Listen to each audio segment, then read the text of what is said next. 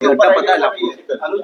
हाँ अखबार में पढ़ा। हाँ, हिसाब चटवाया गया है, उसमें से एक आरोपी गिरफ्तार हिरासत में लिया गया, उसमें मुकदमा भी दर्ज हुआ है, लेकिन जो दलित था, बुजुर्ग था, अस्वस्थ था, इस कारण वहाँ पेशाब कर दिया था। और उसमें लोग कह रहे हैं कि आरएसएस के लोग थे जो इस तरीके का काम करवाए, और उसी पे सवाल पूछा जाएगा पहले। लेकिन ये एक मिनट हम बोल है निंदनीय घटना है। एक बुजुर्ग के साथ जो किया गया है अक्षम्य है, और ये भारतीय जनता पार्टी आरएसएस के लोगों का चरित्र यही है। तो जिस तरीके से दलित और बुजुर्ग, सबसे पहली बात बुजुर्ग बीमार था, बीमार होने के नाते अगर हो गया तो वो तो साफ हो सकता है, किसी के साथ हो सकता है ना। ये तो ऐसी घटना है, रुक ही नहीं सकता है। कभी कभी अच्छे लोगों का ये हो जाता है, दस्त पेशाब ये सब हो ही सकता है, लेकिन ये भारतीय जनता पार्टी का चरित्र उजागर हो रहा है। ये ऐसे ही लोग हैं, ये मतलब कहते कुछ और करते कुछ और। तो ये समाज के लिए और देश के लिए भारतीय जनता पार्टी और आरएसएस जो इन्होंने चरित्र दिखाया है, अब पूरे देश की जनता को और प्रदेश की जनता को समझ लेना चाहिए, ये इस तरीके के लोग हैं भारतीय जनता पार्टी के। लेकिन शिवपाल जी, सवाल इस बात का है कि ऐसी मानसिकता रखने वाले लोगों का इलाज क्या है, क्योंकि लगातार ऐसी घटनाएं देखने को मिल रही है। आज लखनऊ में हुआ है, इसके पहले भी कई जगह हो चुका है।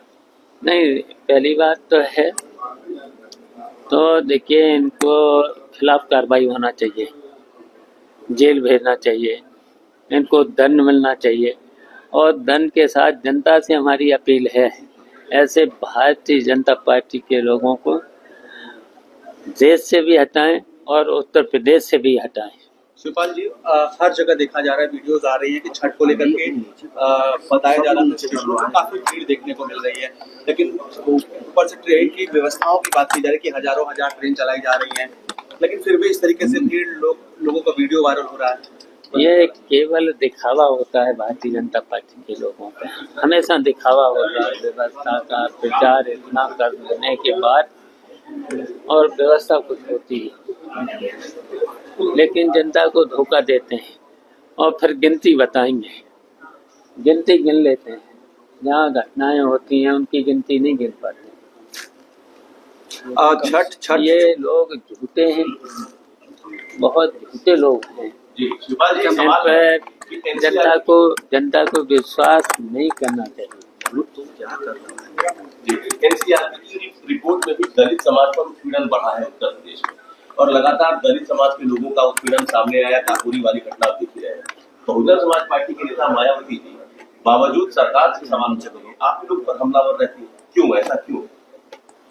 देखिए, दलितों के साथ यही हो ही रहा है पूरे, और दलितों के साथ साथ देख लो, किसानों की समस्या कोई हल हो नहीं रही, नौजवानों की समस्या कोई हल हो नहीं रही, और देखिए घटनाएं बढ़ती चली जा रही हैं। महिलाओं के साथ रेप जैसी घटनाएं हो ही रही हैं।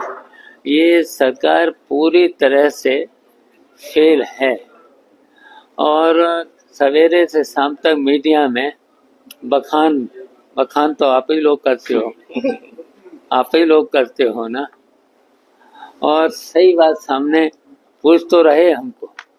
अब ये बातें दिखा भी तो दो पब्लिक को। नहीं, बिल्कुल पब्लिक आप तो दिखाने की कोशिश करते हो, लेकिन ऊपर से क्या होता है? बसपा सुप्रीमो पर कुछ बोले नहीं, पर मायावती जी आप लोग पर ज्यादा हमलावर दिखते। देखिए, वो सीधा भारतीय जनता पार्टी से मिली हुई है, भारतीय जनता पार्टी के सारे पर ये चल रहा है। भारतीय जनता पार्टी के एक सवाल ये है कि आप बनारस से एक पारंपरिक आयोजन में आए हैं, और लेकिन इसी बीच उत्तर प्रदेश के मुख्यमंत्री योगी आदित्यनाथ ने विपक्षी दल के नेताओं की तुलना कंस और दुर्योधन से कर दी है। गोरखपुर में उन्होंने कर दी। आप कैसे देखते हैं इस बयान को? शिवपाल जी कह रहे हैं कि अखिलेश यादव राम विरोधी है, कृष्ण विरोधी है, और कंस और दुर्योधन से उनकी तुलना की है। अब देखिए, ये राम के नाम पर और उल्टा काम करते हैं। ये आपने देखा है भगवान राम, मर्यादा पुरुषोत्तम राम, राम के अगर ये राम के अनुसार ही चल लेते हैं, भगवान राम के एक भी बात का उनका पालन कर लेते हैं, ये झूठे लोग हैं, केवल सवेरे शाम तक बखान करते हैं, सबको उल्टा सीधा बोलना इनका काम है। और संत का तो ये कभी मैंने सुना ही नहीं। संत कितने शांत स्वभाव के होते हैं, आशीर्वाद देते हैं, किसी के प्रति बुरा बोलते नहीं हैं, बोलते नहीं। अखिलेश यादव जी ने अभी इनका दीपोत्सव को लेकर एक बयान था कि खर्च होता है और क्रिसमस को बढ़ावा देने के बाद उस पर अब बीजेपी ने टारगेट बना लिया है कि वो हिंदुओं के त्योहारों को ऐसे कहते हैं और क्रिसमस को बढ़ावा दे रहे हैं। क्रिसमस से तुलना किए थे वो दीपावली का, और बोले क्रिसमस से सीखना चाहिए। उनका ये कहना था कि क्रिसमस से सीखना चाहिए। आपको भी लगता है कि भारतीय हिंदू परंपराओं को क्रिसमस से सीखना चाहिए? देखिए, अपना अपना धर्म है, छूट है, संविधान में भी छूट है, सबको अपने अपने धर्म को मनाने की छूट है, लेकिन ऐसा काम करना चाहिए जिसको जनता उसे संदेश मिले, जनता को अच्छा संदेश मिले। तो बनारस में भी 10 लाख दिए जलाने की बात हो रही है। दीपावली 5 नवंबर को है। ये अयोध्या में काशी में दिया जला के चुनाव जीतेंगे क्या? ये दिया जला के, को लगता है कि दिया जला के हिंदुत्व के जरिए हम 27 में आएंगे। आपको क्या लगता है ये आसान है क्या?